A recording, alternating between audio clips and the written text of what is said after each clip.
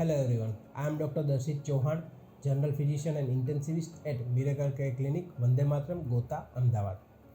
આજે આપણે વાત કરીશું ડાયાબિટીસ વિશે. ડાયાબિટીસ એટલે કે શરીરમાં શુગરનું પ્રમાણ વધી જવું. ડાયાબિટીસ એ ગંભીર બીમારી ગણી શકાય, પરંતુ યોગ્ય તકેદારી રાખવાથી અને યોગ્ય સમયે નિયમિત રીતે સારવાર લેવાથી આપણે તેને કંટ્રોલમાં કરી શકીએ છીએ. ડાયાબિટીસ એ બે પ્રકારના હોય છે, ટાઈપ 1 ડાયાબિટીસ અને ટાઈપ 2 ડાયાબિટીસ. ટાઈપ 1 ડાયાબિટીસ કે જેને જુવેનાઇલ ડાયાબિટીસ પણ કહેવામાં આવે છે, જેમાં જન્મજાત ઇન્સ્યુલિનની ઉણપ રહેલી હોય છે અને બહારથી ઇન્સ્યુલિન આપી અને તેની ટ્રીટમેન્ટ કરી શકાય છે. હવે વાત કરીએ ટાઈપ 2 ડાયાબિટીસ. તો ટાઈપ 2 ડાયાબિટીસ સામાન્ય રીતે મોટી ઉંમરમાં જોવા મળે છે, સામાન્ય રીતે 30 વર્ષની ઉંમર પછી. ટાઈપ 2 ડાયાબિટીસમાં શરીરમાં ઇન્સ્યુલિન રેઝિસ્ટન્સ આવે છે, એટલે કે ઇન્સ્યુલિન જે સામાન્ય રીતે બોડીમાં ગ્લુકોઝનું પ્રમાણ કંટ્રોલમાં રાખે છે, જે ઇન્સ્યુલિન રેઝિસ્ટન્સ એટલે કે ઇન્સ્યુલિન યોગ્ય રીતે કામ કરી ન શકવાથી શરીરમાં ગ્લુકોઝનું પ્રમાણ વધી જાય છે. લાંબા સમય સુધી શરીરમાં જો ગ્લુકોઝનું પ્રમાણ વધારે રહે તો શરીરના બીજા અંગો જેમ કે હૃદય, મગજ, કિડની, આંખ, રક્તવાહિની વગેરેઓને નુકસાન પહોંચાડી શકે છે. એટલા માટે જો આપણે ડાયાબિટીસની તકેદારી રાખીએ અને નિયમિત રીતે સારવાર લઈએ તો લાંબા સમયગાળે ડાયાબિટીસ થતા નુકસાનને આપણે બચી શકીએ છીએ તથા અટકાવી શકીએ છીએ. હવે વાત કરીએ ડાયાબિટીસના લક્ષણો વિશે. ડાયાબિટીસ માટે ક્યારે તપાસ કરાવી? કેમ ખબર પડશે કે આપણને ડાયાબિટીસ છે કે નહીં?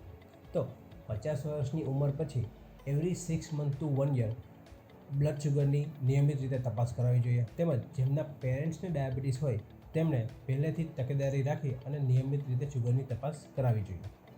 ખૂબ જ તરસ લાગવી, વારંવાર પેશાબ જવું, થાક લાગવો, શરીરનું વજન અચાનક રીતે વધી જવું અથવા ઘટી જવું, આંખમાં ઝાંખપ આવી, આવા સિમ્ટમ્સ જો જણાય તો તેને ઇગ્નોર કર્યા વગર તુરંત જ નજીકના ડૉક્ટરને મળી અને શુગરની તપાસ કરાવવી જોઈએ. કેમ કે અર્લી ડાયાબિટીસ ડાયગ્નોઝ કરવામાં ન આવે અને અનડાયગ્નોઝ અનટ્રીટેડ ડાયાબિટીસ શરીરમાં રહે તો તે લાંબા ગાળે શરીરના મેજર ઓર્ગન્સ જેમ કે હૃદય, કિડની, મગજ, રક્તવાહિની વગેરેને નુકસાન પહોંચાડી શકે છે.